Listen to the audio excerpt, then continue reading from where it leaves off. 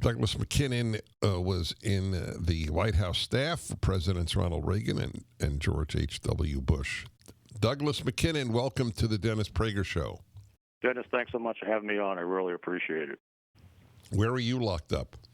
I'm locked up in Florida at the moment. It's a beautiful day. I hate to tell anybody up in the Northeast that it's beautiful, but that's the way it is. So, Where in Florida? outside of Boca Raton right now, actually. Oh, I know the area real well. I know Florida really well. My son lives in Fort Lauderdale, so in fact, I just spoke in Boca.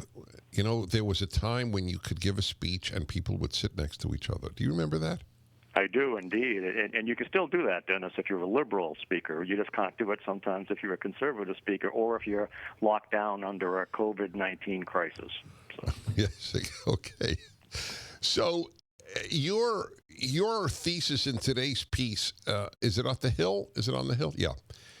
I want to tell you, because I opened up the show saying this, and I want your reaction to it. Believe it or not, I'm pleasantly surprised you and I are not alone in our dissent. We're not, but we're in the minority, as you've talked about, and I've written about and talked about, because for the last 2+ months, especially the mainstream media has gone into sort of clickbait hysteria mode over this, and unfortunately intimidated a lot of voices of reason and objective thinking into silence on this too.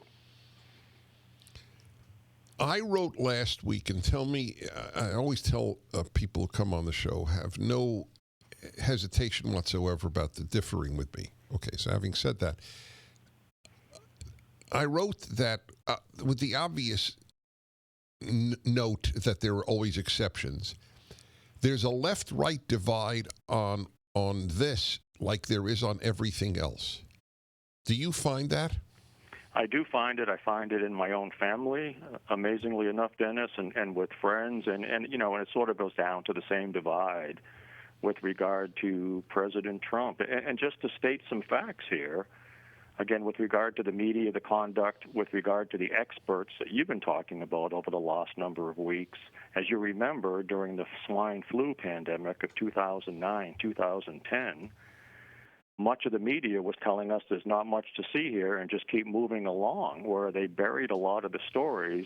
But as your listeners know well, in 2009, 2010, when President Barack Obama was in office, 61 million Americans were infected with the swine flu, 300,000 hospitalized, 18,000 approximately lost their lives.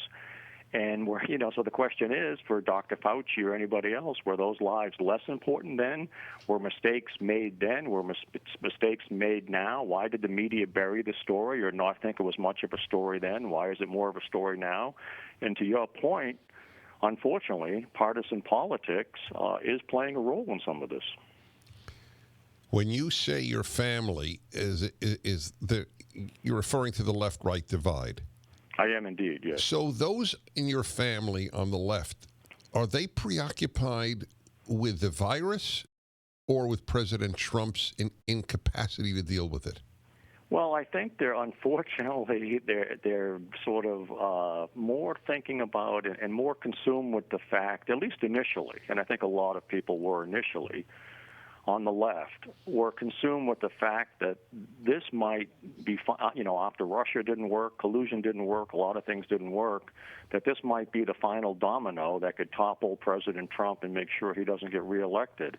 And then, as it went on and it started affecting everybody's families, then all of a sudden some of those opinions shifted. But it's really scary and quite frightening to have people initially think, oh, this might be a good thing because it might hurt President Trump. And that's the poison of the politics that we live in right now. Let me make clear, none of us are saying that people on the left are happy people are dying from the virus. It's that, if it's going to happen, then that it happened on Trump's watch is what Doug McKinnon is talking about. We're going to be back with him in a moment.